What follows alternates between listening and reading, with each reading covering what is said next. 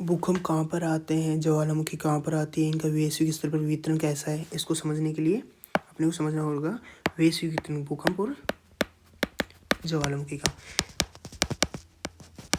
सबसे ज़्यादा ज्वालामुखी कहाँ आती है, कौन से वाले क्षेत्र में आते हैं, भूकंप सबसे ज़्यादा कौन से वाले क्षेत्र में आते हैं, इसको समझने के लिए अपने को ये टॉपिक समझना पड़ेगा। ये काफ़ी इंपॉर्टेंट टॉपिक है, ध्यान रखना। तो अपन बात करते हैं सबसे पहले कुछ 3 क्षेत्रों की बात करते हैं। एक हो गई परिप्रशांत मेखला, परिप्रशांत मेखला। दूसरा हुआ मध्य महाद्वीपीय पेटी,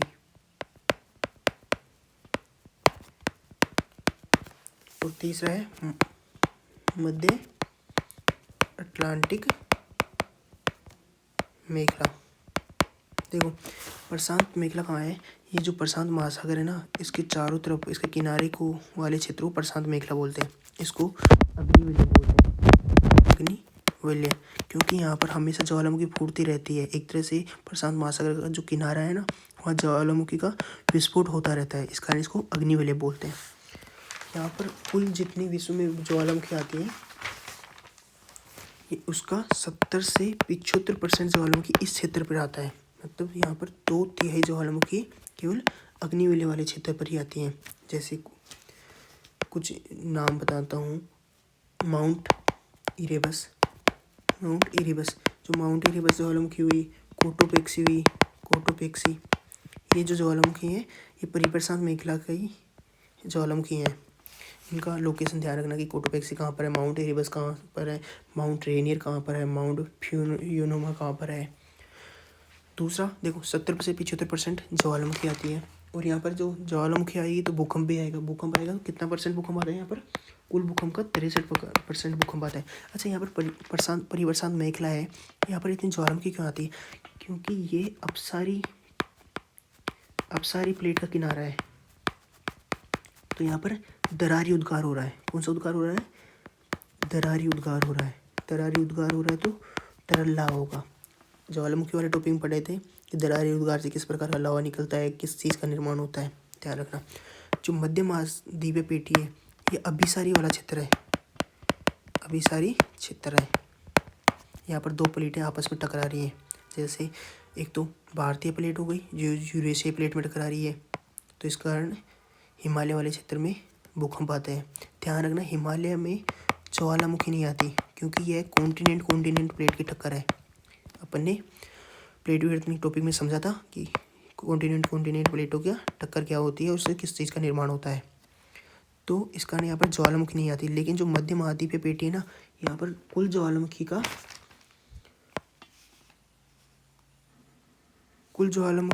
काफ़ी बड़ा हिस्सा आता है। प्रतिशत में कितना है वो नहीं पता, लेकिन यहाँ पर भूकंप ज़्यादा आते हैं। यहाँ पर 13% भूकंप आते हैं, कुल भूकंप का 13% भूकंप आता है। और जो मध्य अटलांटिक मेखला है, ये मध्य अटलांटिक मेखला, इसके बारे में अपन संवहनधारा सिद्धांत और सागर नीतल वाला सिद्धांत है ना, सागर नीतल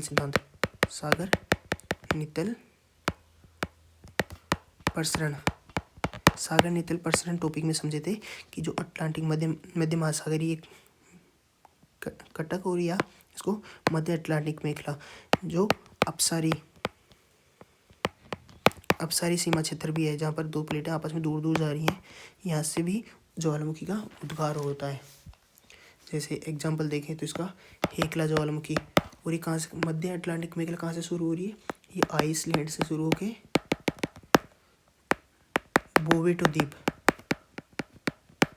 यहाँ तक शुरू है। उत्तर में आइसलैंड द्वीप और दक्षिण में बोवेटो द्वीप यहाँ तक है, और इसका एग्जांपल है हेकला ज्वालामुखी। और भी ज्वालामुखी हैं, बड़ी बड़ी ज्वालामुखी हैं, एक बार आप गूगल करके उनका नाम देख लेना, क्योंकि यूपीएससी मिलान करने के लिए देता रहता है। यहाँ पर मध्य अटलांटिक मेखला है ना, यहाँ पर 13% भूकंप आते हैं, और मध्य महाद्वीपीय पेटी है, यहाँ पर 21% भूकंप आते हैं। ध्यान रखना, सबसे ज़्यादा भूकंप कहाँ से आते हैं, परिप्रशांत मेखला 63% भूकंप, और ज्वालामुखी 70 से 75, कुल ज्वालामुखी का 70 से 75% ज्वालामुखी परिप्रशांत मेखला से आती है। मध्य महाद्वीपीय पेटी 21% भूकंप आते हैं, अभिसारी क्षेत्र है। हिमालय वाले क्षेत्र में ज्वालामुखी नहीं आती, ध्यान रखना। मध्य अटलांटिक मेखला है, वहाँ पर 13% भूकंप आते हैं। और एक बात, मध्य महाद्वीपीय जो पेटी है ये तुर्की होते हुए, अपने हिमालय होते हुए, अंडमान निकोबार होते हुए जाती है, ध्यान रखना। मैप में आप मैप करोगे तो मैप में इसकी तीनों की लोकेशन मिल जाएगी, परिप्रशांत मेखला की, मध्य महाद्वीपीय पेटी की और मध्य अटलांटिक मेखला की। तो वैश्विक वितरण समाप्त हुआ भूकंप का और ज्वालामुखी का। नेक्स्ट टॉपिक अपन चट्टान वाला करेंगे। देखो, भूकंप और ज्वालामुखी हो गई। चलो इसी में अपन सुनामी की बात कर लेते हैं।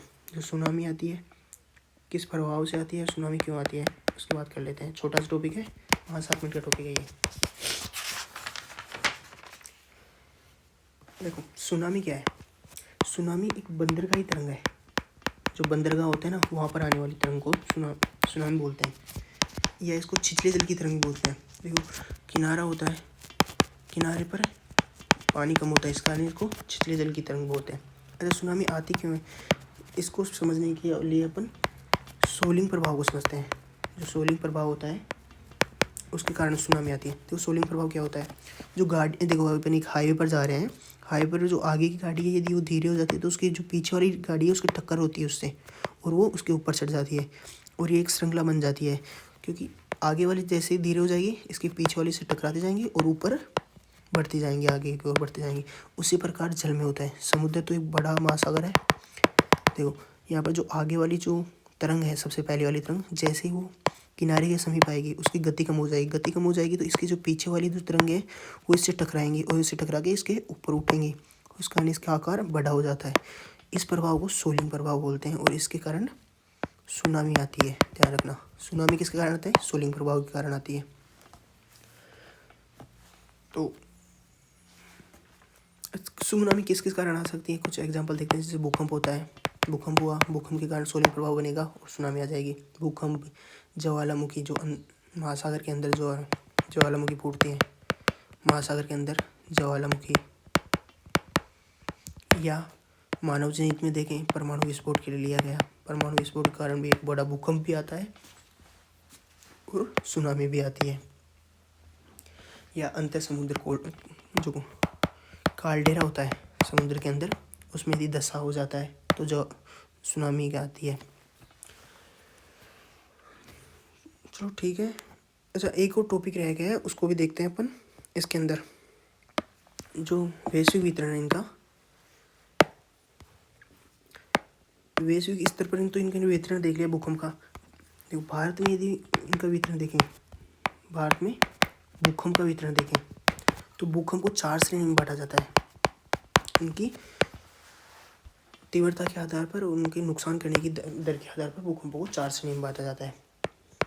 Zone 1, zone 2, zone 3, zone 4। Bharat में 4 नहीं, 5 श्रेणी।